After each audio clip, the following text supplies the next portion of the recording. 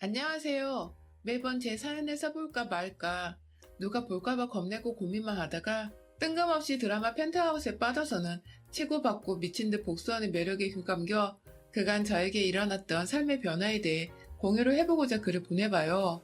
저는 40대 중반 여성이고 저희 남편은 저보다 딱 5살이 많습니다. 성인이 된 딸 둘이 있으며 하나는 지방대를 다니느라 지방에서 자취를 하는 중이고 하나는 서울에서 대학을 다니며 여전히 제품에서 크고 있죠. 함께 살고 있는 딸아이는 둘째인데 성격이 저랑 똑 닮았답니다. 화를 잘 못 내는 것부터 남들이 스쳐 지나가듯 하는 말조차 쉽게 상처를 잘 받고 또 속상해하는 것까지 말이죠. 누군가는 그냥 소심한 성격이 아니냐고 할 수 있는데 또 그렇지만은 않아요. 정상적으로 쓴소리를 내주고 충고나 조언을 해주면 언제든지 그 말에 공감을 하고 상처가 아닌 위로나 다짐을 하기도 하는 긍정적인 성격입니다. 하지만 그 상대가 저희 남편이나 첫째 딸처럼 말을 거르지 않고 뱉어내서 남한테 상처를 잘 주는 사람이라면 애기가 180도 달라지죠. 첫째 딸은 저희 남편 성격을 꼭 빼다 닮았어요. 한 집안에 딱 2대2로 성격이 나눠진 것이죠. 제 딸이야 제 품에서 키우고 낳은 제 핏줄이니 성격이 어떻든 무조건 보듬어 주게 되고 또 사랑하지 않을 수가 없지만 제 남편은 제가 정말 상대하기가 힘들더라고요. 어쩜 그렇게 저랑 성격이 다르던지. 결혼 초부터 지금껏 저는 늘 마음속에서 눈물을 홍수처럼 흘리곤 했답니다. 뭐하나 자기 마음에 안 들면 신경질부터 내서 같이 있는 사람을 죄인처럼 만들고 그 바람에 어디 놀러라도 갔다가 신경질을 부리면 온 분위기가 다 암울해져서 노는 기분도 안 들고 어찌나 필터링 없이 생각나는 대로 말을 내뱉던지 사람의 인격을 깎아내리는 게 너무나도 일상이었어요. 제가 옷을 대충 입고 동네 슈퍼를 가면 거지도 그렇게 입지는 않는다며 나가서 돈 좀 벌어서 옷 하나를 사입을 하더군요. 다른 집 남편들 같으면 옷을 그렇게 입었을 때 다른 옷이 이쁘겠다며 말을 해주거나 그냥 말을 참거나 하다못해 먼저 옷을 사줄 텐데 늘 말을 이런 식으로 하는 사람이었습니다. 어떤 부류인지 아시겠나요? 또 기억이 나는 것은 제가 첫째를 데리고 둘째 출산을 저 혼자 병원에 가서 낳았거든요. 남편은 퇴근 후 샤워를 하고 있었는데 제 배가 갑자기 아파와서 막 밖에서 급하고 무서운 마음에 화장실 문을 두들겼는데 글쎄 남편은 샤워하는데 방해하는 거 싫어한다고 제발 혼자 해결을 하라면서 만삭인 와이프가 애가 나올 것 같다고 밖에서 몰래 노크를 해대고 있었는데 그걸 무시한 바람에 전 그냥 첫째 딸을 혼자 안고서 택시 타고서 병원에 갔었답니다. 물론 애를 낳을 때까지 옆에 남편은 없었고 병원 직원분들이 제 첫째 딸을 돌봐야 했던 웃긴 상황까지 연출되었죠. 애를 낳고 제가 정신이 돌아온 후 뒤늦게 연락을 했더니 남편은 애 낳았어? 어쩐지 없더라. 딱 이 한마디 하고는 병원에 오더라고요. 여자한테 임신하고 출산하는 그 시기가 얼마나 중요한지 아시죠? 전 이렇게 남편한테 와이프인지 아님 생판 남인 건지 도대체 알 수 없는 취급을 받으며 둘째까지 순산을 했고 그렇게 전 그날 후로 왠지 모르게 남편에 대한 속상함과 섭섭함이 마음속 깊이 자리 잡았던 것 같아요. 하지만 남편의 불같고 생각 없이 말하는 그 성격보다 절 더 힘들고 섭섭하게 만드는 것이 있었습니다. 바로 시댁 식구들과 저를 대하는 남편의 태도였는데요. 저희 남편은 시댁에서 장남도 아니고 위로 형이 둘이나 있습니다. 하지만 남편은 지가 장남인 듯이 늘 시댁에서 역할을 하곤 했죠. 왜냐하면 장남 노릇을 못하는 저희 큰아주버님 때문에요. 사실 큰아주버님은 잘못이 없습니다. 그 옆에 있는 저희 큰형님 탓이었죠. 왜냐하면 그 옆에는 정말 엄청난 쌍년이었거든요. 큰아주버님과도 어디 술집에서 만나 사고를 쳐서 혼전 임신으로 결혼을 한 큰형님은 저랑 동갑에다가 작은 형님보다 2살이 아래였어요. 집안에서 며느리 노릇하는데 나이가 무슨 상관이겠냐면은 우리 집안에서만큼은 예외였습니다. 결혼하고 나서부터 큰아주버님 성격이 워낙 드셌어요. 정말 남편의 성격은 세 발의 피라고 할 수 있었을 만큼 큰아주버님은 뇌를 통째로 어디다 맡겨놓고 온 듯이 무개념에 무상식인 사람이었죠. 그런 사람과 결혼을 한 와이프다 보니 시어머님과 시아버님도 큰형님을 대하는 것에 어려워하는 듯 했습니다. 잘못했다가는 큰아주버님이 형님 편을 들면서 덜컥 화를 내버릴 뻔했기 때문이죠. 졸지에 시부모님이 자기 눈치를 보자 뭐가 그리 당당했던지 큰형님은 쭉 시댁에서 완전히 갑이 되어 있었죠. 솔직히 큰아주버님 성격이 좋지는 않았지만 자기 와이프 편을 확실히 들어주는 모습만큼은 늘 부러웠어요. 늘 형님은 제사를 지낼 때도 아프다고 혹은 바쁜 일이 있다면서 불참을 했고 제삿날뿐만 아니라 여러 시댁 행사가 있을 때에도 본인 일이 먼저라면서 늘 자리를 비웠어요. 중간에 시부모님이 한 번씩 아프셨을 때에도 나몰라라 하는 바람에 작은 형님이 나서서 병원에 데리고 다니셨죠. 그게 좀 이상해 보였던 저는 작은 형님이 불쌍하다며 따라가 옆에서 도와드렸고요. 물론 큰 형님이라고 이 모든 일을 담당하고 해내야 할 의무는 없었지만 적어도 모두가 일을 분담하고 함께 해내야 할 순간까지도 나몰라라 하시니 점점 저나 작은 형님의 불만이 쌓여갔습니다.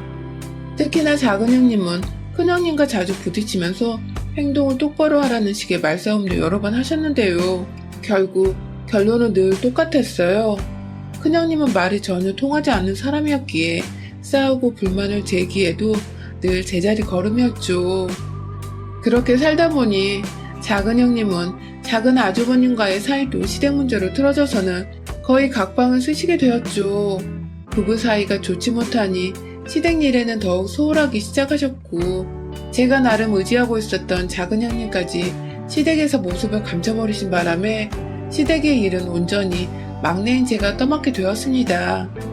시어머니가 5년 전에 돌아가시면서 큰아주버님께 제사를 확실히 맡으시던지 혹은 정확히 나눠서 돌아가며 분담을 하자고 하다못해 제사 비용이라도 자식 셋이서 분담해 나누자고 확실히 말씀을 드렸지만 완곡히 거절을 당했고 남편은 제 말을 귓등으로 듣는 건지 자기 형이 싫다는데 억지로 시키지 말라며 그걸 자신이 하겠다고 가지고 왔어요. 그러니까 자기 형은 장남인데도 제사를 억지로 시키면 안 되고 지 와이프는 멋모르는 막내 며느리인데 시집 오면서 쭉 맏며느리 노릇을 하다가 시어머니 돌아가신 후에도 제사까지 억지로 시켜도 된다는 논리였죠. 정말 어마무시한 쌍놈이죠. 하지만 더 큰 문제는 그렇게 제사를 모두 가져왔으면 남편이 절 좀 도와주던가 아니면 몇 없더라도 시부모님이 가지고 계시던 재산 중 일부를 더 제사를 준비하는 값으로라도 혹은 수고비로라도 형님들이 저희한테 더 얹어줘야 하는 거 아닌가요?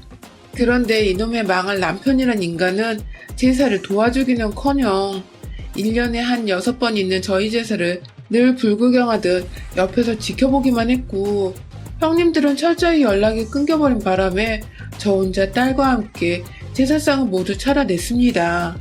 중간에 시아버지도 혼자 시골집에 내버려두면 불안하다고 남편이 저하고 한 번의 상의도 없이 아버님을 집으로 데려온 바람에 전 시아버지를 모시고 살기까지 했어요.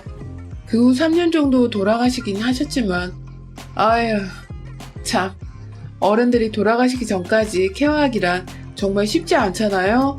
식비와 병원비, 간병비로 돈은 돈대로 드는데 형제들이나 형님들이나 아무도 고맙다 혹은 미안하다의 인사를 한 번은 안 하시니 참 외롭고 힘들더라고요. 덩달아 남편도 남의 일 마냥 저를 도와주기는커녕 무시하고 일이나 시켜대니 마음의 골병이 많이 들었던 시기였어요.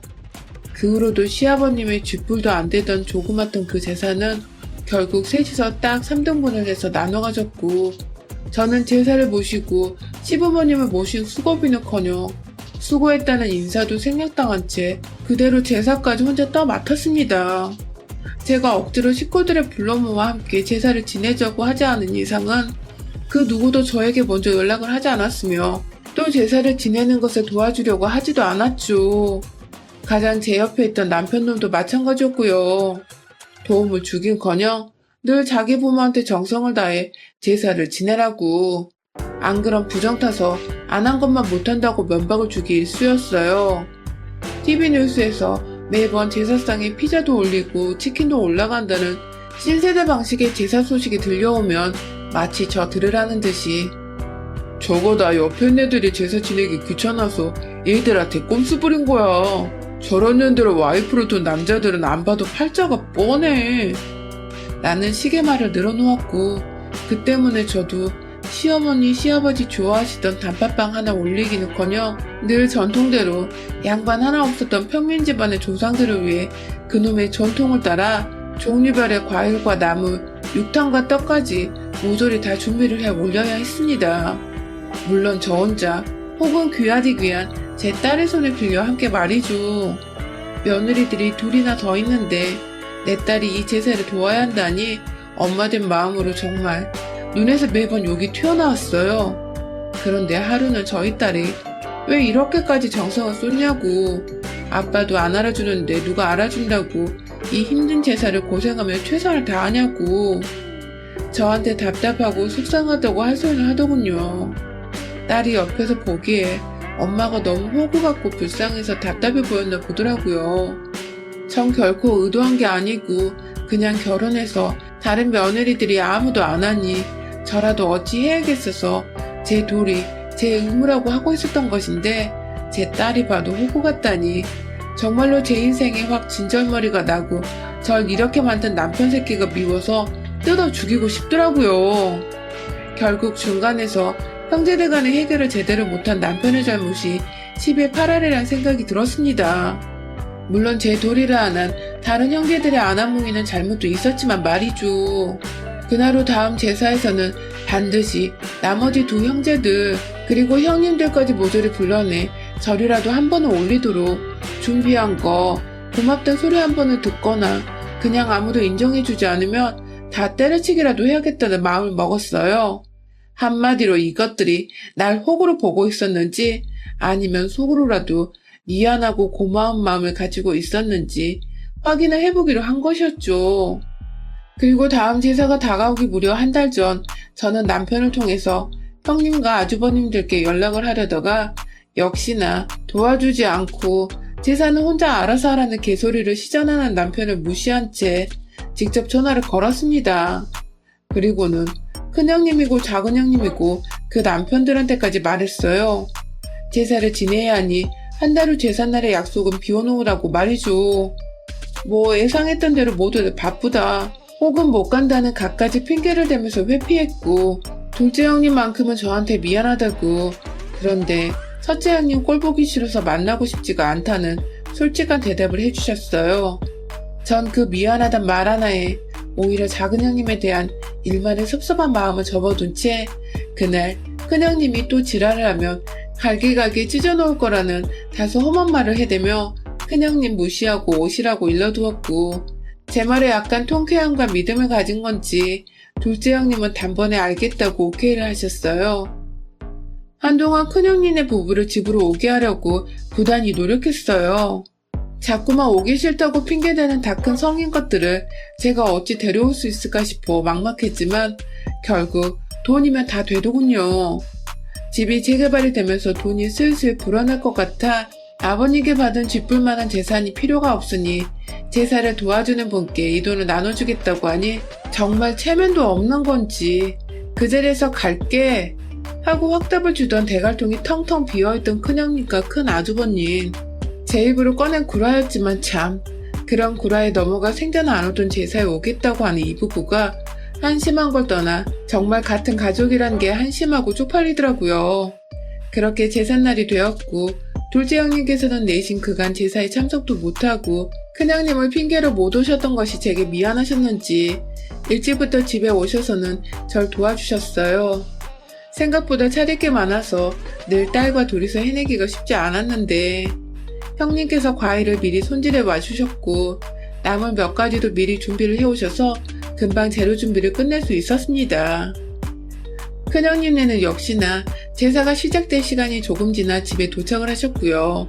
그 바람에 둘째 형님은 또다시 뚜껑이 열려서는 내가 이 꼴 보기 싫어서 그간 제사를 안 하려고 한 거야 라며 제게 하소연을 하셨고 저는 그 꼴 저도 더 이상 보기 싫어서 오늘 모두를 부른 거예요. 두고 보세요. 하면서 작은 형님께 암암리에 굳건한 눈빛을 딱 발사했죠. 이때까지도 전 사실 제가 뭐라 큰형님과 단판을 지어야 할지 몰랐습니다. 내심 저도 쫄아서는 몸싸움이라도 일어나면 어쩌나 싶어 내내 마음이 편치 않았어요. 그러다가 아휴, 어떻게 큰형님과 단판을 지을지를 저희 남편이란 새끼가 떡하니 만들어주더라고요. 글쎄 뒤늦게 와서 멀뚱멀뚱 인사도 대강하고 도대체 애인은 밥 말아먹은 건지 잔뜩 차려진 제사상을 보고도 이거 식은 음식 아니야? 뭘 이렇게 많이 했대? 이거 다 사놓고 직접 했다고 생색내는 거야? 라는 성질 팍팍 건드리는 말을 해대는 형님을 향해서 남편이란 놈이 글쎄 그러니까요. 생색은 지 혼자 다 낸다니까 맨날 라고 하는 겁니다. 아니 순간 울컥해서 생색이라니? 이렇게 개고생을 했는데 이게 생색이라고요? 라고 눈을 동그랗게 뜨고 말하니 남편이 그러더군요. 원래 너 같은 애들이 제사 차리는 거고 형수님처럼 여리여리한 분들은 그냥 옆에 서 계시는 거야. 이건 조상 때부터 이어진 국룰이야. 라고 말입니다. 그 말에 옆에 큰아주버님은 키득키득 거리고 있고 평소 큰형님과 큰아주버님 욕을 작은형님으로부터 귀가 닳도록 들은 작은아주버님은 제 눈치를 보느라 바쁘시고 작은형님은 그걸 말이라고 하냐며 눈으로 큰형님네를 죽일 듯 야리고 계시고 제 딸은 저 대신 큰형님 뺨이라도 한 대 때릴 기세로 두 주먹을 불끈 쥐고 있고 제가 그만 이 아슬아슬한 분위기를 참고 넘기지 못하겠더라고요. 도와주는 걸 바라지는 않았지만 그렇다고 막말까진 예상을 못했네요. 곧장 부엌으로 달려가서는 주방용 가위를 손에 칼자루 쥘마냥 쥐고 나왔습니다. 영화 속에 나오던 척기처럼 그걸 손에 쥐고 나오니 큰형님은 지가 찔리는 게 있는지 끼악 하며 비명소리와 함께 뒷걸음질을 치더라고요. 웃긴 게 큰아주머님 뒤로 숨었는데 큰아주머님은 지가 숨겠다고 형님을 앞으로 내빼고 있었어요. 그 옆에 작은 형님과 눈이 딱 마주쳤는데 저는 분명히 읽었습니다. 작은 형님의 눈에서 짱 박힌 희열과 분노로 가득 찬 응원의 그 목소리를 말이죠. 그리고는 전 곧장 제상 뒤에 세워놓은 시어머니 살아생전부터 제사했었던 그 병풍을 향해 달려갔고 손에 든 가위로 그 병풍을 갈기갈기 찢어버렸습니다. 손으로 한번 푹 찍은 뒤에 조금만 힘을 줘서 아래로 잡아당기니 병풍은 정말 힘없는 종이 마냥 흐물흐물 찢어졌어요. 그리고 이내 저는 제 손으로 만들었고 작은 형님의 작은 도움을 받은 그 제사상을 큰 형님의 부모를 향해 상을 들어 올려 확 뒤집어 넘겨버렸습니다. 상을 아예 형님네 부부 쪽으로 밀어 던지는 바람에 두 사람은 제사 음식을 덤탱이 쓴 것과 동시에 상에 맞아서 뒤로 쓰러지더군요. 더 웃긴 건 그 뒤에 소파가 있었는데 둘 다 넘어지며 소파에 앉자마자 제사 테이블이 그 위에 떨어져서 무릎을 찧어버렸고 둘 다 아프다고 비명을 지르며 일어나 겨우 테이블을 치웠는데 결국 무릎이 아팠는지 다리를 제대로 펴지도 못하고 쩔뚝거리더라고요. 두 년놈들의 꼴을 보니 남은 건 딱 한 놈. 남편 새끼였어요. 순간 감정 주체를 못하고 가위 든 손을 쥐고 올렸다가 남편이 으아 하며 나자빠지자 저도 겨우 정신을 차렸네요. 조용히 가위를 내려놓곤 엎어져 있는 제사 음식 중에 제 눈에 바로 띄었던 윗부분이 칼로 살짝 잘려있던 사과와 배를 인정사정할 거 없이 남편을 향해 던져버렸습니다. 작은 형님께서 어찌나 단단한 알을 사오셨던지 던지고 남편을 맞추는 그 느낌이 너무 알차고 좋더라고요. 던지면서 내가 다시는 네 조상들 제사를 지내나봐라 하고선 절뚝거리는 큰형님은 제 손으로 머리채를 잡고 끌고 나와 집 밖으로 쫓아냈고요. 큰아주버님은 와이프가 그렇게 끌려나가니 별 수 없이 말리는 척하며 형님 따라 알아서 집 밖으로 나갔고요. 그 와중에 작은 형님은 재밌다고 깔깔 웃으면서 저를 돕겠다고 제 딸과 함께 거실에 뒹굴고 있는 제사 음식들을 치워주고 계시더라고요. 남편은 여전히 주저앉아 충격에서 헤어나지 못하고 있었는데 제가 안 치우고 뭐해 이 새끼야 하고 소리를 꽤 질러 보이니 옆에 있는 작은 형님과 작은 아주버님 눈치까지 살살 보다가 결국 알았어, 지금 해 하며 딸을 도와 옆에서 하나둘 음식들을 주워 담기 시작했어요.